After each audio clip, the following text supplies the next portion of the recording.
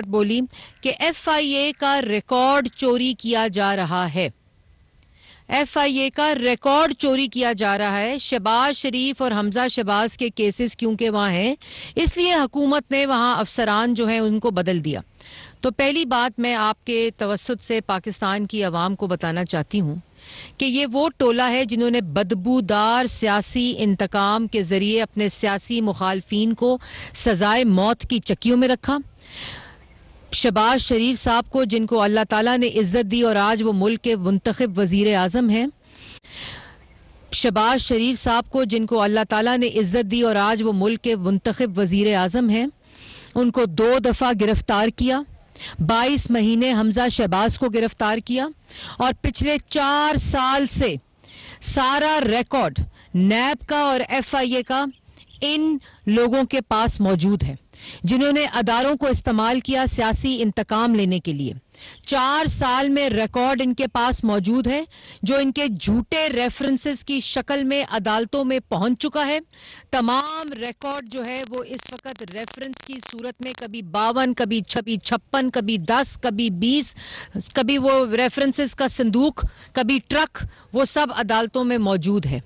और तमाम अदालतों ने, चाहे वो लाहौर हाई कोर्ट हो, चाहे वो सुप्रीम कोर्ट हो, चाहे वो नेशनल क्राइम एजेंसी हो, चाहे वो बरतानिया की अदालत हो, उसमें ये बात क्लैरिटी के साथ जो ये रिकॉर्ड कह रहे हैं ना चोरी कर दिया है, उसी रिकॉर्ड के मुताबिक ना कोई करप्शन हुई, ना कोई मनी लॉन्ड्रिंग हुई, ना कोई किकबैक, ना कोई कमीशन, ना कोई इख्तियारात का नाजायज इस्तेमाल हुआ। वही रिकॉर्ड जो इनके पास 4 साल मौजूद था, जो कभी FIA के अंदर ढूंढते थे, कभी डेविड रोज को बुलाकर दिखाते थे, कभी नैब न्याजी गठजोड़ उसको खंगालता था, कभी यहाँ इनका फ्रंट मैन जो शहजाद अकबर बैठा हुआ था, जो कागज लहरा कर बातें करता था, कभी वो यहाँ एसेट रिकवरी यूनिट में खंगाला जाता था और कभी NCA में भेजा गया। 2 साल उसी रिकॉर्ड के ऊपर तफ्तीश हुई, 2 साल उसी रिकॉर्ड को खंगाला गया, 2 साल उसी रिकॉर्ड के संदूक बनाए गए, 2 साल उसी रिकॉर्ड के ट्रक बनाए गए और अदालतों में झूठे रेफरेंस डाले गए और अदालतों ने अल्लाह ताला के फजलो करम से सुरखरू किया। तो ये है इनकी असलियत। 4 साल आपके पास रिकॉर्ड मौजूद था, वो रिकॉर्ड हमने चोरी कराना है। 3 दिन 4 दिन हमें हुकूमत में आए हुए हुए हैं, वो हमने रिकॉर्ड चोरी करा के क्या करना है, क्योंकि उसी रिकॉर्ड के मुताबिक अदालतों ने बेल्स दीनी है, उसी रिकॉर्ड के मुताबिक NCA का फैसला है, उसी रिकॉर्ड के मुताबिक बरतानिया की अदालत ने ये फैसला दिया है कि किसी किस्म की कोई मनी लॉन्ड्रिंग और करप्शन नहीं हुई। कोई शर्म करें। फवाद चौधरी साहब जब झूठ बोलते हैं, कम से कम ये देखें कि झूठ बोल क्या रहे हैं। दूसरी बात, आपने कहा 2 अफसरों को चेंज कर दिया गया। पहली बात, डॉक्टर रिजवान जिनकी ये बात कर रहे हैं, वो इनके ही दौरे हुकूमत में आखिरी दिन छुट्टी पे चले गए। अभी इमरान खान की हुकूमत थी। और तीसरी बात, हुकूमत का प्रोगेटिव है, यहाँ साइबर विंग की पोजीशन है जो उनकी असली पोजीशन बनती है, और जहां जहां अफसरान हैं उनको वहां तानियात किया जाएगा। और लेकिन ये झूठ बोल रहे हैं। पहली बात, वो खुद छुट्टी पे गए, और तीसरी बात कि जिस रिकॉर्ड की बात कर रहे हैं, जिस रिकॉर्ड की बात कर रहे हैं, उस रिकॉर्ड के मुताबिक न कमीशन, न करप्शन, न किकबैक, न मनी लॉन्ड्रिंग, न किसी नाजायज इख्तियारात का इस्तेमाल हुआ है। तो आवाम को बेवकूफ़ बनाने की ज़रूरत नहीं है। जो रिकॉर्ड हमारे हक में होगा, जिस रिकॉर्ड पे हमें बेलें मिली हैं, वो रिकॉर्ड हम ना तब्दील करेंगे, ना उसको चोरी करेंगे। वो आपके मुंह पर तमाचा इसी तरह रहेगा। दूसरी बात, इन्होंने कहा पाकिस्तान की अवाम आज़ाद पाकिस्तान चाहती है और आज़ाद पाकिस्तान के साथ है। फवाद चौधरी साहब, वो कराए के तर्जुमान, वो इम्पोर्टेड वुज़रा, वो इम्पोर्टेड मुशीर जो आजकल अदालतों में दरख्वास्त दे रहे हैं अपने अपने घरों को लौटने की, आवाम को लूटने के बाद, कि खुदारा हमें वापस जाने दिया जाए, या कभी अमेरिका, कहीं बरतानिया, कहीं यूरोप, जहाँ जहाँ से ये कराए के टट्टू आए थे, वो वापस जाने के लिए अदालतों में दरख्वास्तें दे रहे हैं। तो दूसरी बात ये कि मुल्क तो आज़ाद 1947 में अल्लाह ताला के फजलो करम से हो गया था, लेकिन मुल्क के आइन के ऊपर शब खून मारा जाता रहा। मुल्क की तारीख गवाह है, जिसकी आला मिसाल, सबसे बड़ी मिसाल आइन शिकनी की इमरान खान ने की, जो मुल्क के ऊपर काबिज था, जो कार्टल्स और माफिया मुल्क के ऊपर कब्जा करके बैठे हुए थे, जो कार्टल्स और माफिया मुल्क पर मुसल्लत थे, जिन्होंने पार्लियामान को कैद किया हुआ था, जिन्होंने आइन को कैद किया हुआ था, जिन्होंने मुल्क को कैद किया हुआ था, जिन्होंने मीडिया को कैद किया हुआ था, आज मुल्क अल्लाह ताला के फजलो करम से आज़ाद भी है, खुद मुख्तार भी है और आइन के मुताबिक चल भी रहा है। और मुल्क पर सिलेक्टेड नहीं, एक मुंतखब वजीर आजम शहबाज शरीफ है।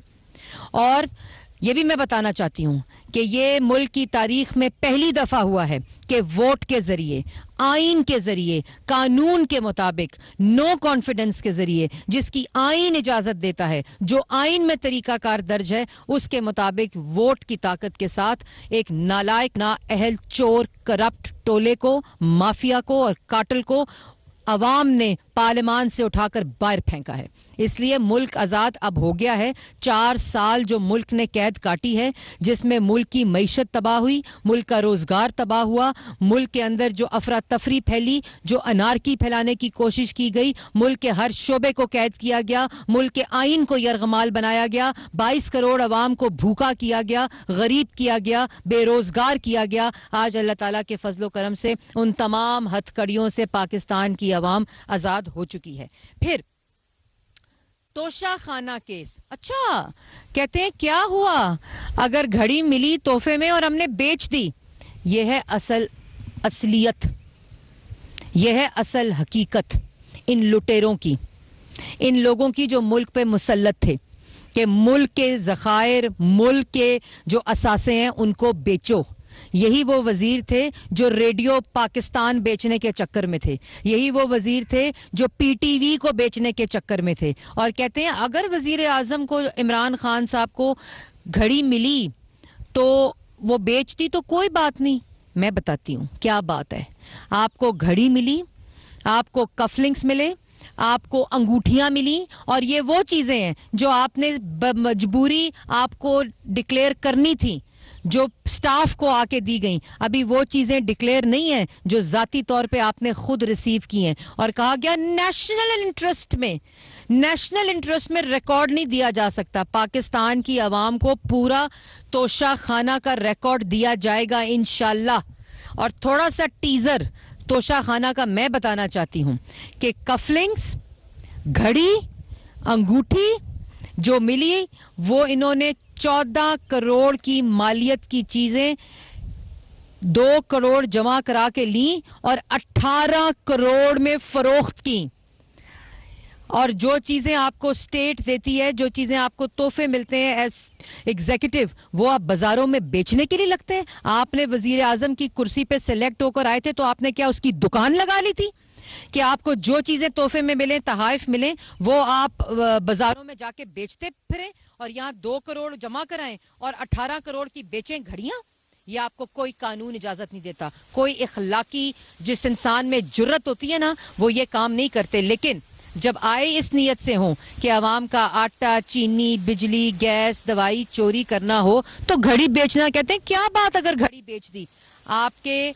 और ये जो मैंने जितने आपको फिगर्स बताए हैं, इन तमाम चीजों के रिकॉर्ड निकाल लिए गए हैं और इन तमाम रिकॉर्ड के अंदर चीजें मिसिंग हैं। जैसे गोल्ड प्लेटेड क्लाशनकोफ मिसिंग है, जो इंशाल्लाह बनी गाला से बरामद की जाएगी।